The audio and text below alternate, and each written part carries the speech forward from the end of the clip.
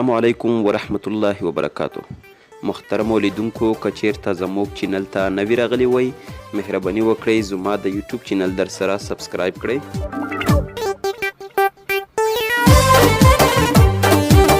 او ورپسې په څنګ کې د بیل نشان ووهئ.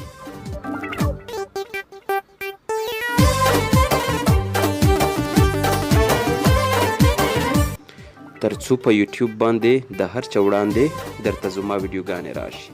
مننه.